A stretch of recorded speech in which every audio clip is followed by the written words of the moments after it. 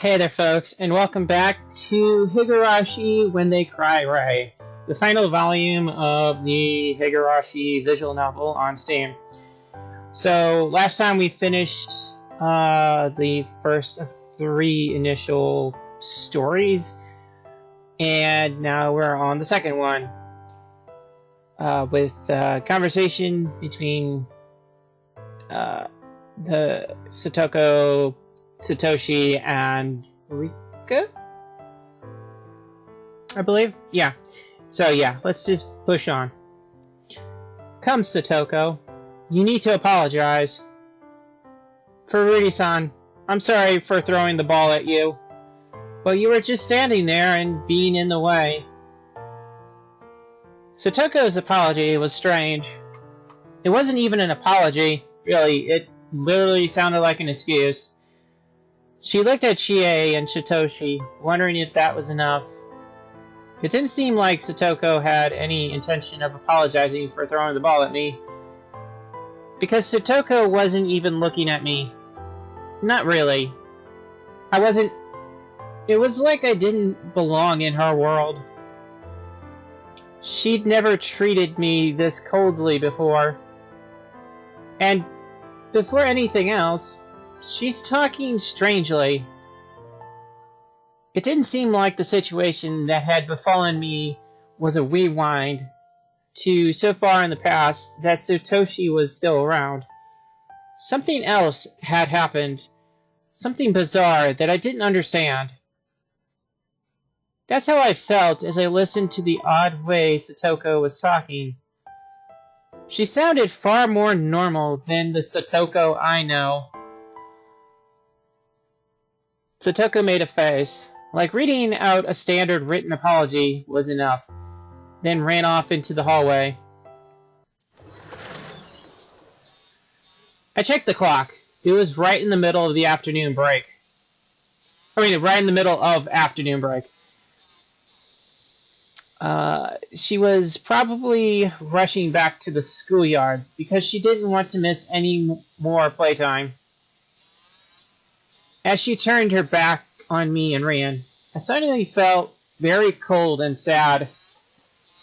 If the Satoko I knew had hurt me enough to put me in the nurse's office, she would have stayed with me the entire time.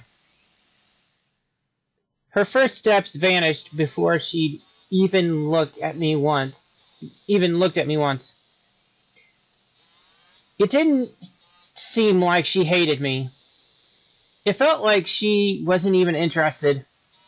What was happening? What year and what month was it right now, anyway? Hanyu was nowhere to be found. She's probably in a coma. Despite wanting to know, no calendar or anything like one was nearby, so it didn't seem like I could find out right now. Most normal people would give you a strange look if you asked what year and month were. What the year and month were. And I'd learned from the long journey that I had to be careful about that. Instead, I decided to push that question aside for the moment. Sorry, Rika-chan. I'll make sure to talk to Satoko later. I'm sure she asked you to play with her because you seemed lonely. Meep. Thanks. I'm not worried about it anymore, so it's okay. As Satoko's older brother, Satoshi, apologized in her stead. He seemed no different from the Satoshi I knew.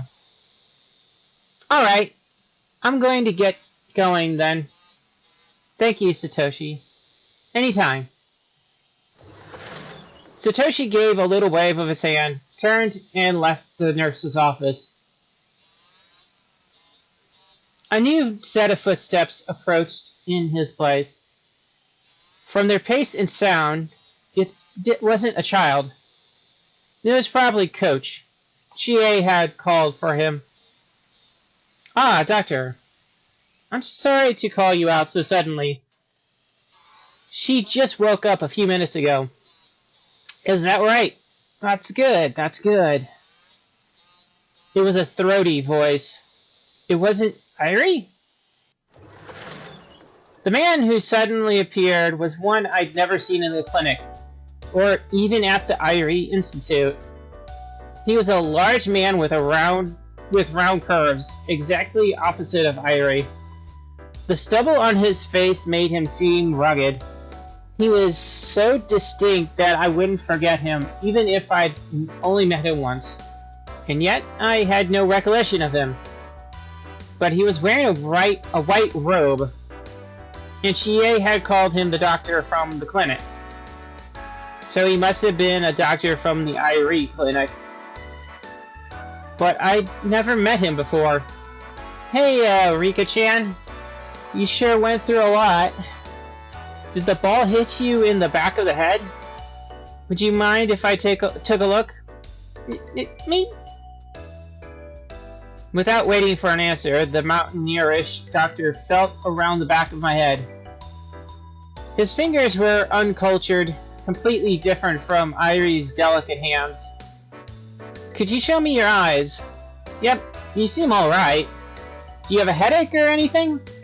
Any nausea or dizziness? No. I think you're probably fine then. Just to be sure, we'll take you to the clinic and look at your brainwaves. Still, as far as I can see, there's no problem at all. Gahahaha. The doctor laughed uproariously, spraying spittle. Okay, everywhere. I did not do that. Chie gave a look of relief, too, as if that was a sign there were no problems. And no image of Doc. Okay. I see. Then, just to be safe, I'll leave her in your care. Furude-san, please go with the doctor to the clinic. Indeed. You'll be in and out before afternoon hours begin. Let's go.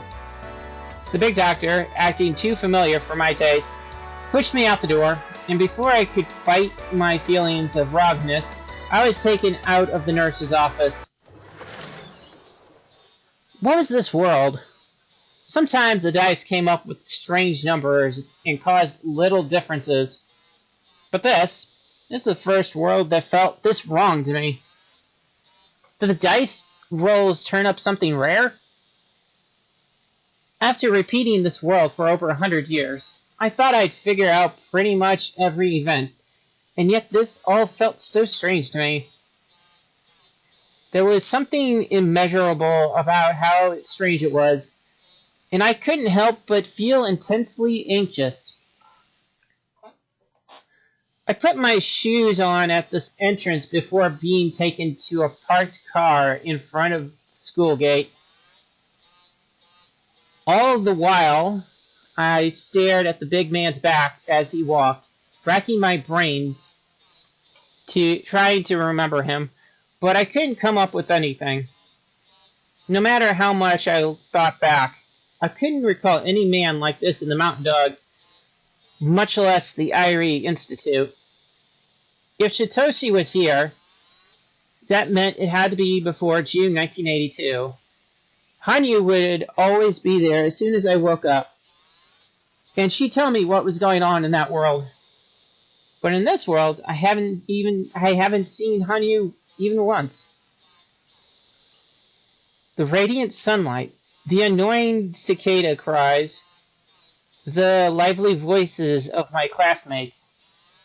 I knew them all so well, but something was different. It almost made me sick. Hanyu, where am I? What kind of world is this? Hanyu didn't answer me. Fine, then. If I went home and opened a bottle of wine, she'd be sure to come rushing in.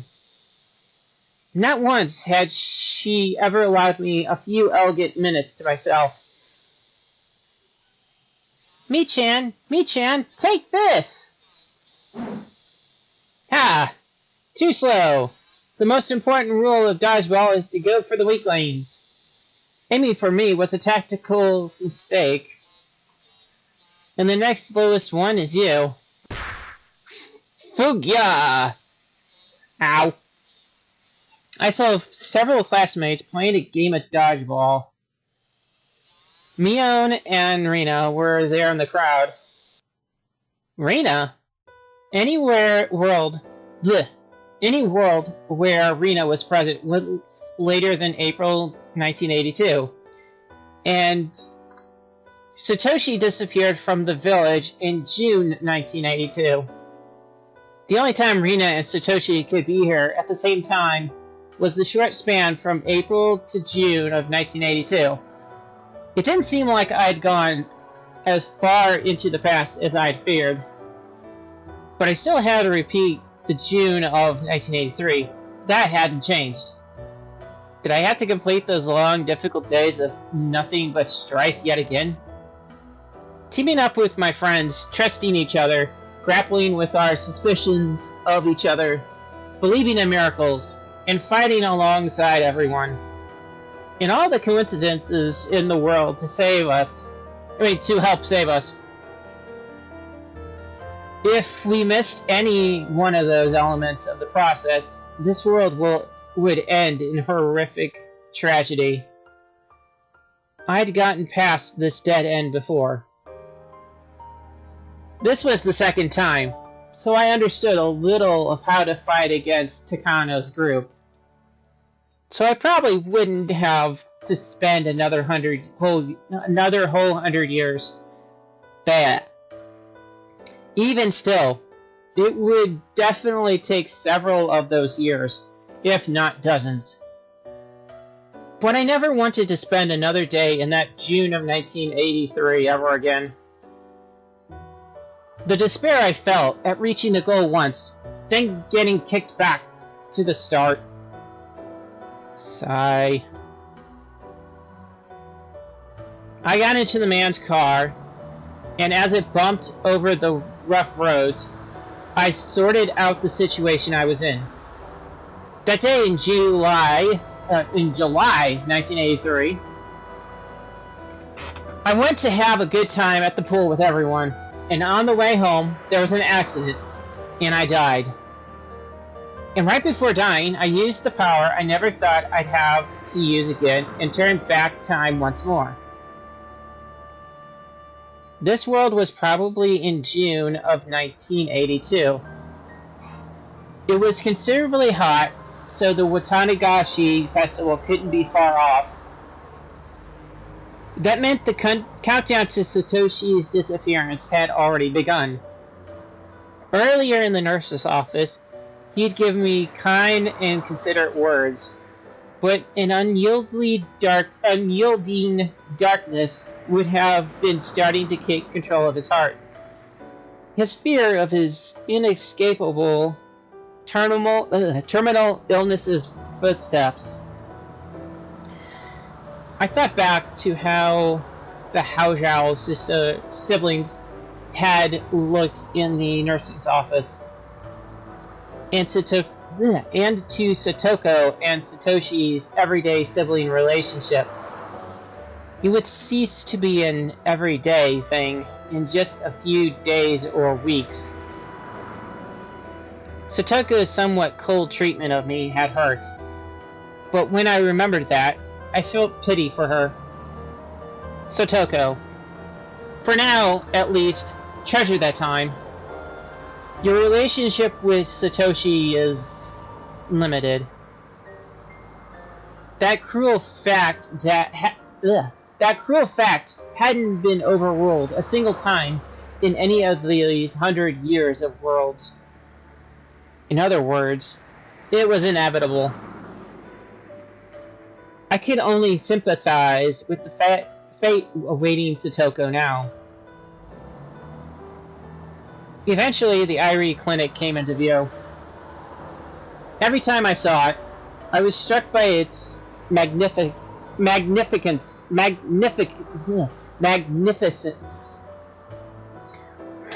Tongue-tied.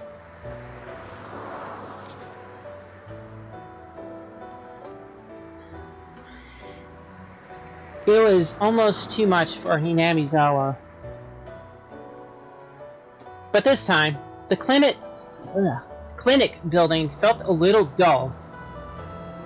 as though affected by the sadness coloring my heart. The car came to a stop in the employee parking lot near the back entrance. Can you walk? Are you feeling well? Me. I'm perfectly fine. I don't think I need a brain scan. Head injuries are scary because some take a while to do anything. We'll play it safe and get you scanned. If it's nothing, you can go back for afternoon classes. This was the first time I'd met this strange doctor, but he didn't seem unreliable. Maybe the cloudiness in my expression made me look like I was worried my injury was serious, and that was why he tried to cheer me up. His attempt at encouragement was off base, but for now, I told myself that he wasn't a bad person, at least. The air inside the clinic smelled unfamiliar to me. Inside, it was the same clinic as the one I knew, but something was different. On the whole, it felt old, like I'd find cobwebs if I looked. And I recognized none of the nurses we passed. The only people I knew were some of the elderly villagers chatting as they watched TV in the waiting room. Oh, is that you, Rika-chan? What happened? Do you have a cold? Someone during recess threw a ball and it hit the back of her head. Figured we should do a scan to make sure. Head injuries can be scary, but you're young, so I'm sure 1 or 2 balls to the head is nothing. The old people laughed aloud, as though rubbing some spit on the bump would fix it. Something about their behavior was strange too. The people I knew would get out their beads, start praying, and make a big fuss just because I got a bump on the head. Maybe they'd say 1 or 2 balls is fine because you're young, if I were a normal child. But for me in particular, in Hinamizawa, that was impossible. This all seemed very wrong. Something huge, something I couldn't ignore, was different about this world. Rika-chan, come in.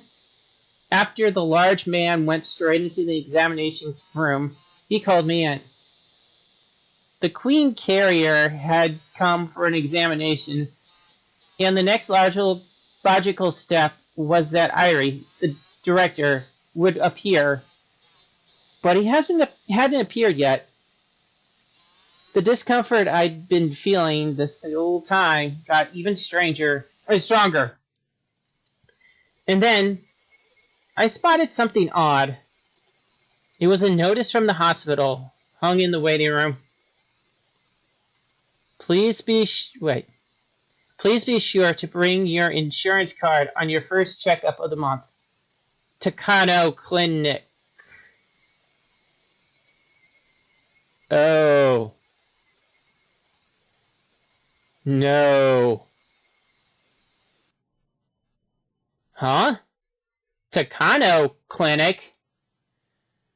I looked around at the other notices hung about the waiting room. All of them had Takano Clinic written at the end. Not a single one said Irie Clinic. Where am I? Rika-chan, come on in. We're burning daylight. I heard the man's deep voice from the examination room again. I ignored him and burst out the front entrance. Why? Because I wanted to know. To know the name of this clinic. Takano Clinic. It looked exactly like the Irie Clinic I knew. But there it was. The answer to why everything felt so out of place. Where is this? I could feel the strength drain from my body. My legs gave out, and I sat, and for a while I stared dumbly up at the name that was inexplicably different. I'm not sure how long I stayed like that. Eventually, the big doctor from before and a nurse came running out. They asked me if I suddenly felt sick, and if I didn't answer, they would annoyingly get even more concerned. So, somewhat offhandedly, I lied that I felt a little dizzy for a moment. But they must have thought the vertigo pointed at a symptom of something. They picked me up and brought me into the examination room, hooked me up to an EEG terminal, and told me to rest. Meep! It's really nothing. I thought this would be annoying, so I tried to run away. Then I tripped and fell. It's the doctor's job to decide if it's nothing. Please lay down until I say it's okay. Understand? I felt like the more I tried to say, the more complicated things would get. So for now, I decided to play along so I could get out of there. Doctor, is there a doctor named Irie here? What? Who did you say? Irie. Irie? Is that your family doctor, Rika-chan? What hospital does he work at? We're getting nowhere. Is Irie not in this world? Compared to everything the other adults like Akasaka and Kasai did during the long battle of June 19, Irie's presence might have seemed to matter little, but it was extremely important that he was around. Without his determination to sever the chain of sadness created by Hinamizawa syndrome, there was essentially no way for Hinamizawa to break free of its 1,000-year curse. And Irie wasn't here. Plus, Irie was my only ally who knew I was the Queen Carrier. That ally was gone. The strange way Satoko was talking. The absence of my only ally from Tokyo. Irie. No doubt some unpleasant die had landed on a one. Then despite my ally, Irie, not being here, was Takano still behind everything? When you get one bad roll, you get a bunch more. Dr. Takano passed away quite a while ago. The name comes from that splendid doctor who built such a wonderful clinic in this village. Someone I never had the chance to meet, but a splendid doctor if there ever was one, I hear. Splendid doctor? Would the occult-obsessed Takano ever be praised as a splendid doctor? And she passed away a while ago? When I looked around the examination room, I found a picture of some old people hanging in a frame. On it was written, Founder and First Director, Hifumi Takano. Hifumi Takano? Wasn't that the man Takano looked up to, who she called her grandfather? He was the first one to discover the Hinamizawa syndrome, but nobody accepted his theories about it, and he passed away in despair. Takano had understood his chagrin and eventually made a big decision, then began to build a future so stable you could call it fate. That Takano? Another person named Takano? Not the founder. I can't say I know them. None of the nurses are named that anyway. Maybe it was an old nurse who retired before I got here? I don't think so. She's a young woman. There's nobody here by that name. If there was a nurse like that, I'd definitely want her to work here. The man guffawed with delight. He certainly didn't look like he was lying. He was speaking the truth. Then even Takano is gone?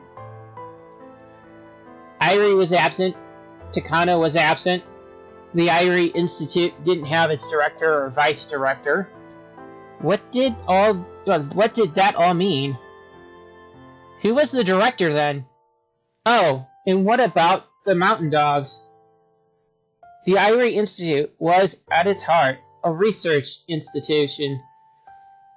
Without them acting as its hands and feet, it couldn't exist. Is there a landscaping company here called Okonogi Gardeners? Huh? Landscapers? Couldn't tell you. Never had to call one of them myself. Wouldn't really know. Where are they from?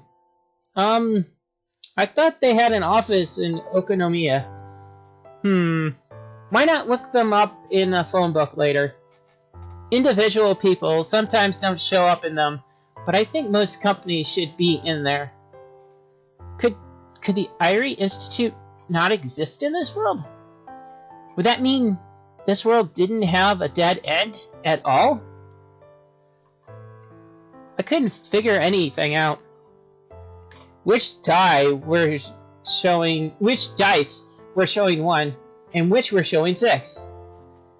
Or was the stranger part of the dots on the dice themselves? The game board I was a piece on now, and the game board I know, were they different? Let's be a little more optimistic. Was it possible that Tokyo hadn't chosen Irie, but this man instead? Then would this man know I was the Queen Carrier? If he did, then a number of things would fall into place. The prudence of giving me a brain scan after just getting knocked over by a ball to the head. Wasn't that because he knew I was special? That I was the Queen Carrier? Then was this man playing the role of Irie in this world? I looked at the name tag on the robe he put on after coming into the room and read the name. Yamamoto. Yes? It was a natural response. It seemed the name Yamamoto wasn't a problem. Was this Yamamoto person the director of the Irie Institute? Or rather, the Yamamoto Institute? It was also possible that he'd crowned this clinic with the Takano name in commemoration of him succeeding Ifumi Takano's research. Yamamoto, do you know what the Hinamizawa syndrome is? The Hinamizawa what? Do you know about me being the Queen Carrier, or anything? Queen? Wahaha! Rika-chan, you seem to me like you're still a princess. Do you want to be a queen when you grow up? You dream big. Okay, there we go. You can take it off now. I learned from just that short exchange that Yamamoto had nothing to do with the Hinamizawa syndrome. There were a few people unconnected to Tokyo in the Irie Institute, too. But they were only a small handful of nurses and office workers. And besides, the Queen Carrier was currently in the clinic. Anyone connected to the Hinamizawa syndrome would have come rushing to me. Yamamoto had rushed to me, but he didn't know I was the Queen Carrier. What did that mean? I listened hard to try and catch the sound of Irie's discreet laughter, but all I heard was the TV in the waiting room and the motor of the goldfish aquarium. That maid-obsessed man with his ulterior motives during checkups was nowhere to be seen in the examination room. It was simply uncomfortable, and the smell of dust and medicine made me feel unpleasant. It feels like there should be a comma right after the word smells.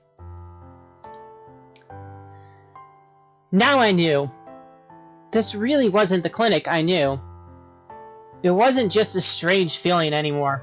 It was a clear fact now. Yamato. I think there's a couple letters missing. Pretty damn certain. Let's see.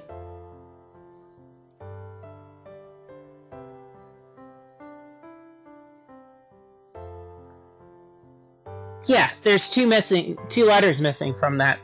Especially Yamamoto, not Yamato. Left for a moment, then came back and told me there was nothing wrong with my readings. If you feel alright, you can go back to school now. Afternoon class will start soon, so I can take you there if you need a ride. Can you go to school yourself? Meep. Meep isn't a yes or no. Which will be... Yes. I'm fine. I can go back to school myself. I see.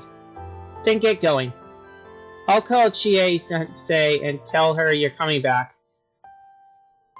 Oh. When I saw Yamamoto pick up the phone on the table, I spotted a tabletop calendar next to it. June, Showa 58. Showa 58. What was that in AD again?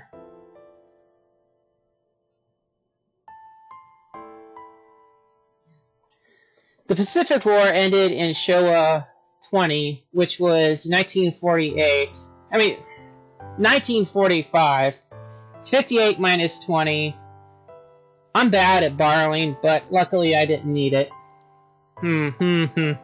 58 minus 20 equals 38? Yes, 38 plus 20 is definitely 58. Then if you add 38 to 1945, 45 plus 38 is 83. It's 1983? June? Wasn't that the same period of time I had just been living in? But, huh? That's impossible. In 1983, Satoshi is here? And Airi isn't here. Takano isn't here. Satoko is acting strangely. And even Hanyu is gone. Where am I? Hanyu, I know you're wasting time somewhere. Get over here with your whatever those, and tell me what kind of world this is.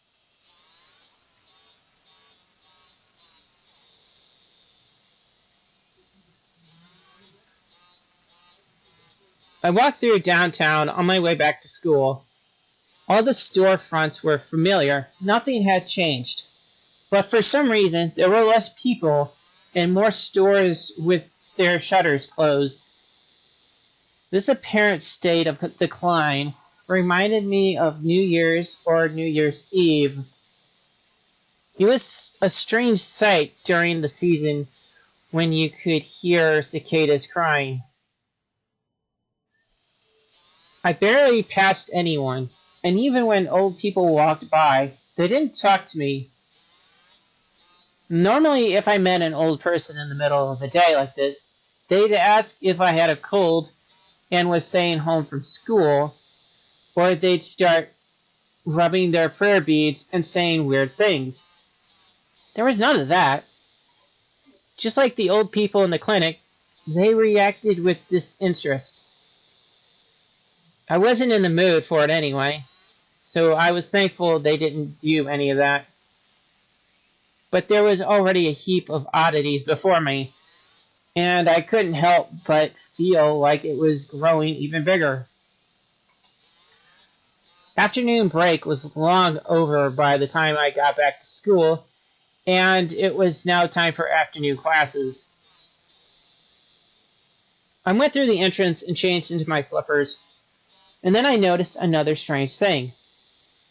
There were a lot of empty shoe cubbies. Empty was different from absent. Anyone enrolled would leave either slippers or regular footwear in their locker, no matter what. If neither were present, that meant they weren't in this class to begin with.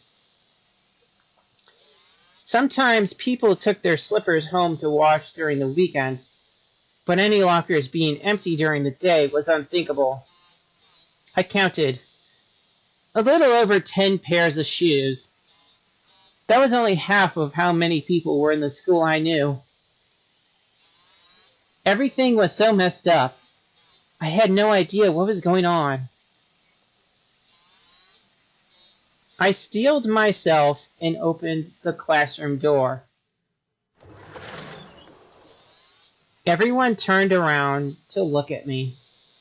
There truly were only half of the familiar classmates there, and they weren't absent, because only half as many seats were actually in the classroom. Furude-san, please take your seat. All right, everyone, this is class time, so focus on your drills. Chie clapped her hands, and everyone looked back down at their desks and workbooks, ignoring me altogether. My seat. Tsutoshi was sitting at the desk next to Sutoko's. That didn't seem to be my seat. Then where was it? Soon I found an open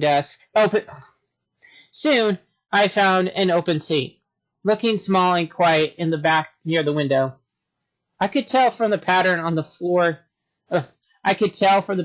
the floor cushion with my disaster hood in it.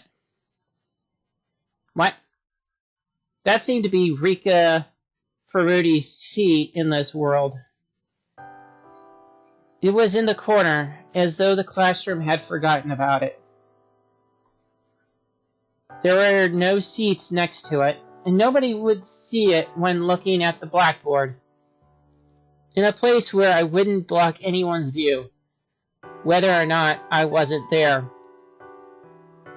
That seat was almost symbolic of how I'd been feeling ever since I woke up. I sat down and took out my workbook, then pretended to study. I looked around the classroom. Mion Sonozaki was here. She didn't seem very different. Rina Ryugu was here too. The way she was helping the child in the next seat over with his work was very like her.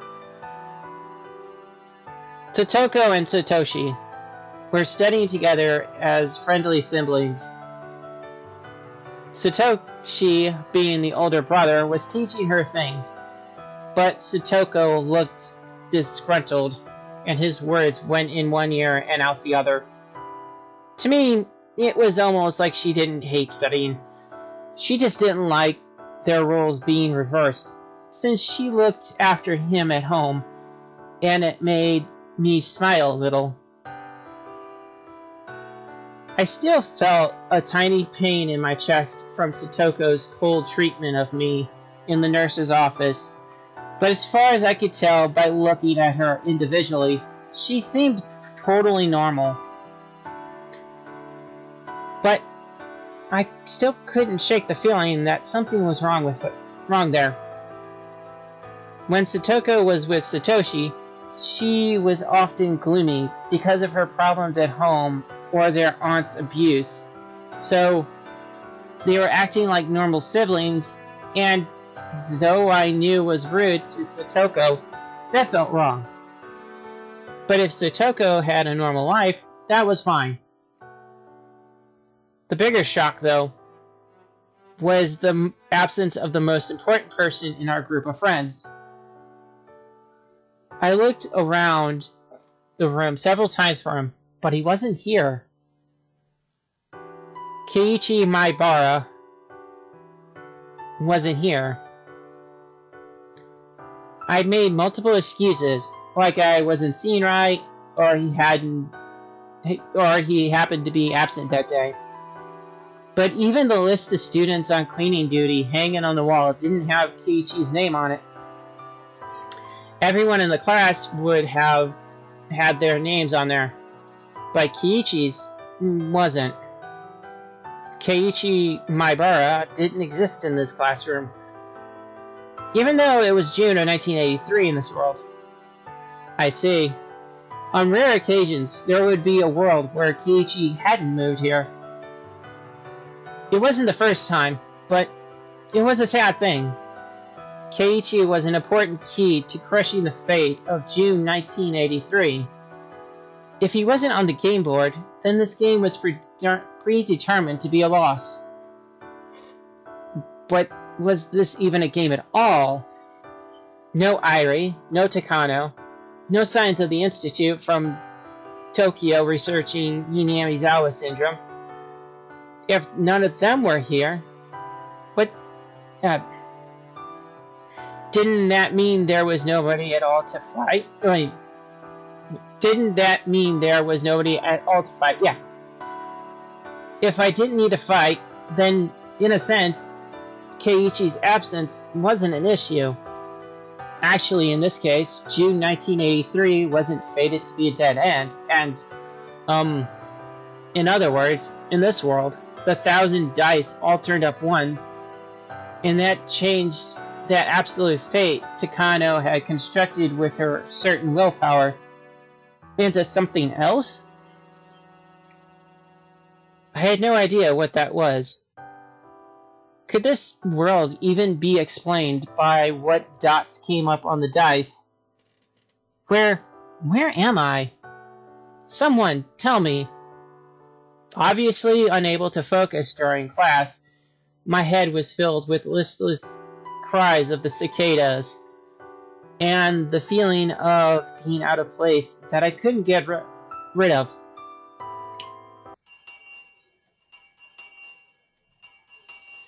Everybody stand up! Bow! Goodbye! Thankfully, Mion was still class president. For some reason, that was a relief.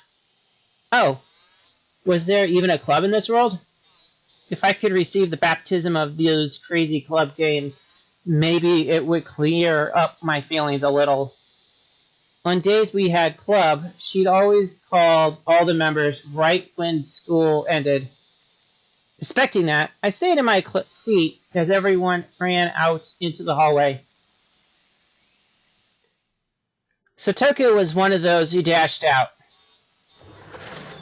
She was flying headlong towards the entrance, jostling the other kids her age.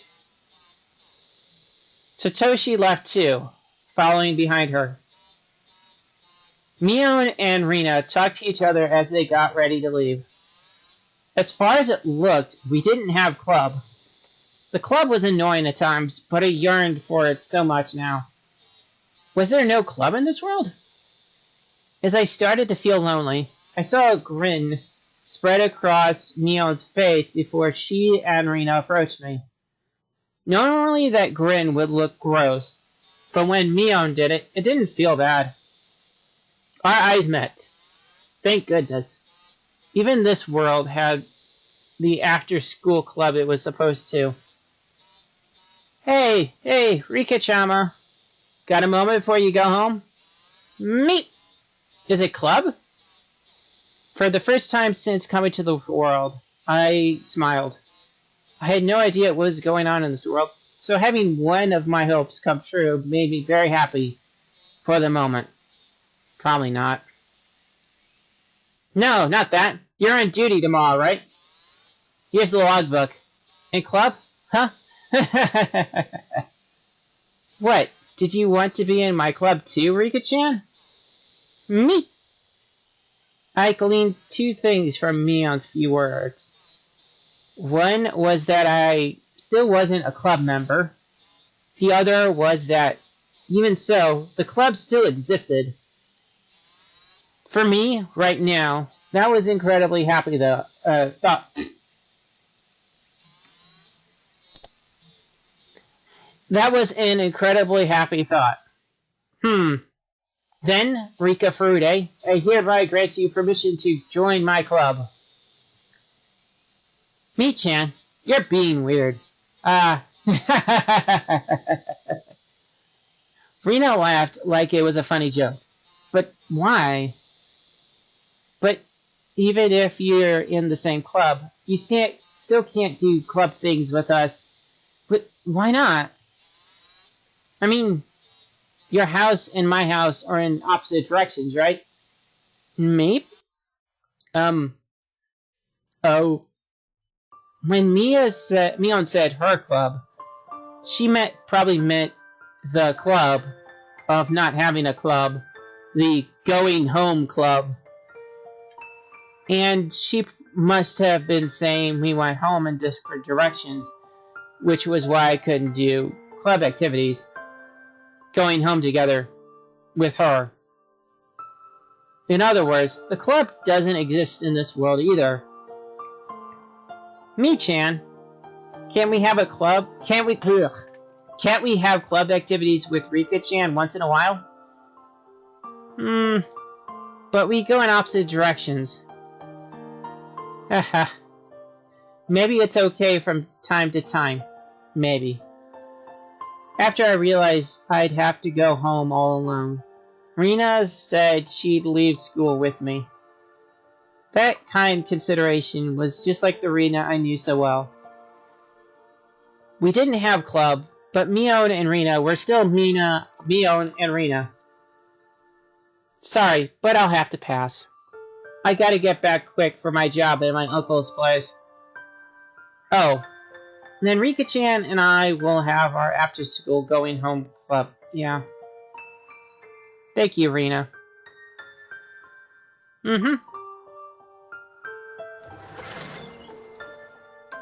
Okay. This is where I'll stop for today. Holy crap, what's going on here? Yeah, it does, it's one of two things. Isekai, or, well, I mean, the whole thing was that, but I mean, specifically Isekai, or she's in a coma.